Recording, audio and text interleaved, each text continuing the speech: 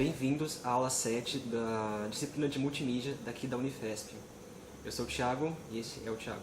Nós vamos apresentar sobre operadores booleanos e sobre os seus valores e como eles podem ser utilizados em Python. Em Python existe o tipo booleano. Ele é uma especialização do tipo inteiro. Ele só aceita os valores true, que corresponde ao numérico 1, e false, que corresponde ao numérico 0. Então, primeiro, fazer uma analogia com conceitos. Uma analogia que a gente pode fazer é: se fizer sol, vou na piscina. Então, se fizer sol for verdadeiro, eu vou na piscina. Se não fizer sol, eu não vou. É uma analogia que a gente faz com if. Se a condição for verdadeira, a ação será realizada. Aí, no caso, a condição que a gente considera neste instante é fazer sol. Fazer sol é verdadeiro quando faz sol. Fazer sol é falso quando não faz sol. Então, equivalente para o código. A variável fez sol é booleana, então, se fez sol for true, eu vou na piscina.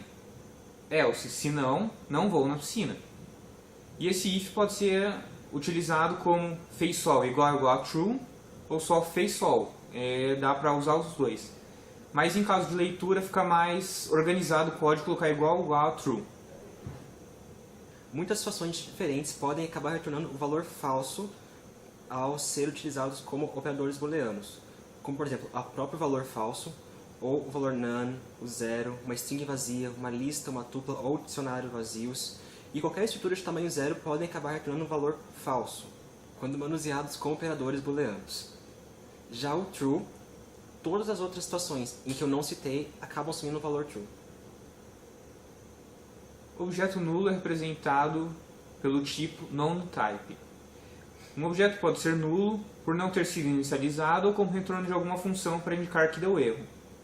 O nulo é considerado false pelo interpretador. Nós também temos o operador booleano AND, ou E em português, que ele considera duas condições diferentes e essas duas condições têm que ser verdadeiras para a consequência poder funcionar. Como, por exemplo, nós temos duas condições atualmente, que é fazer sol e ter tempo. E a consequência seria ir na piscina. Ou seja, caso tenhamos sol e tenhamos tempo, podemos ir na piscina. Caso qualquer uma dessas condições seja falsa, ou as duas sejam falsas, nós não podemos ir na piscina. Então, a equivalência para código do operador AND é: se fez sol e tiver tempo, forem verdadeiros, eu vou na piscina. Então, se não fez sol e tiver tempo, eu não vou na piscina também. Se fez sol e eu não tiver tempo, eu não vou na piscina. Então, para a condição ser verdadeira, as duas operações têm que ser verdadeiras: fazer sol e ter tempo. Um outro operador booleano é o OR. Temos dois tipos de OR, o OR inclusivo e o OR exclusivo.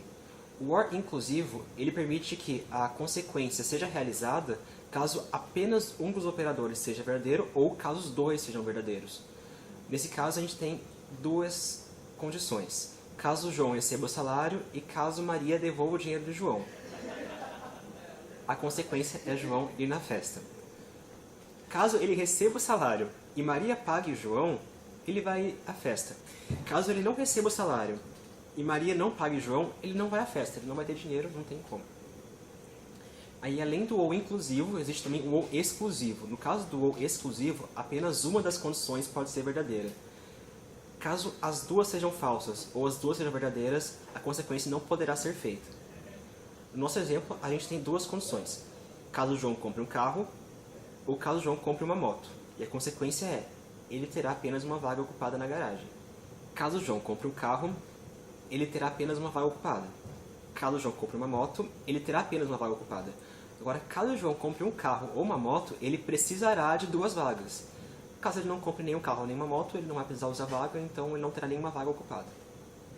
Então, a equivalência do operador booleano: if João receber ou Maria pagar o João, vai na piscina. Se não, não vou. Então, no Python só existe o OR inclusivo, ou seja, se as duas operações forem verdadeiras, ela também será verdadeira. Então, basta que qualquer uma das duas sejam verdadeiras para que a condição seja realizada. Então, se João receber ou Maria pagar o João, ele vai na festa. Apenas se nenhuma delas for verdadeira, ele não vai na festa.